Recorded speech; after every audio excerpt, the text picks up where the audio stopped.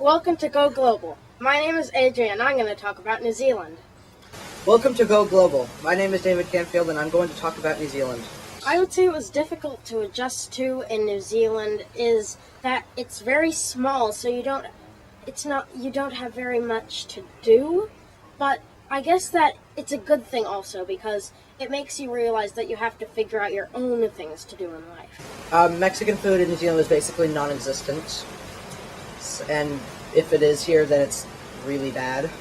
They don't really have very much sweets in New Zealand. Because they don't have such a big population, they like to stay to their ways. When you go into a restaurant, they don't call Sprite Sprite, they call Sprite lemonade, and they don't have lemonade. Bread, they don't give it to you, you have to pay for it, which kind of sucks. There's no tipping because they get higher pay. The food here is really good and natural compared to the interesting foods in America. But there are some weird foods here like chicken chips, burger rings, and ham and cheese potato chips. And there's no iced tea. And coffee, there's a lot more elaborate, like just getting a regular coffee is actually kind of hard to get.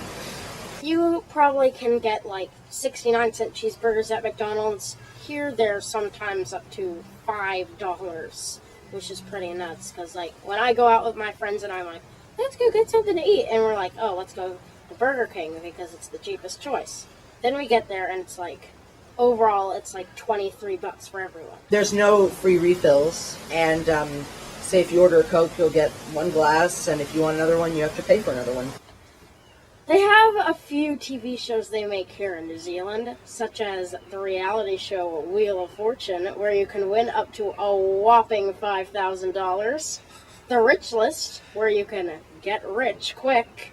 Shows in New Zealand are a lot more cheesy. They're not really as well thought out as shows that are made in America. You can tell they don't spend as much time on them. Soon to come is New Zealand's Got Talent, which I am excited to see. I illegally download shows from America so I can still watch them because I miss them. If you want your house to be a certain temperature, it's impossible. You have to get your house heaters.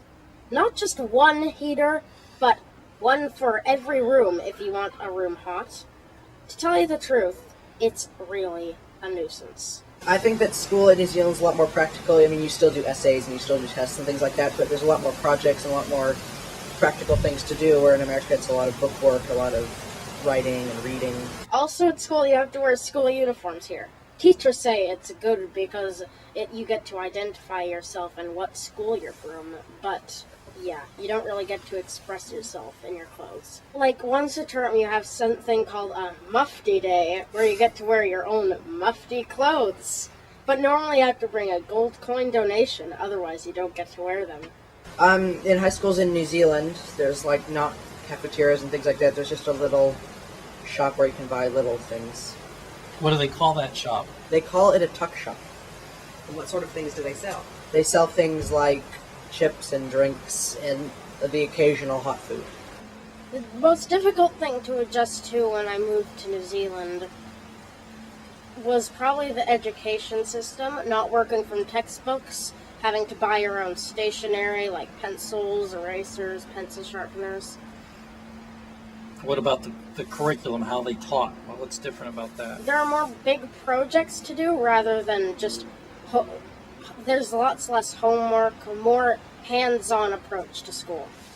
Being in a smaller country is like being in a small class in a school.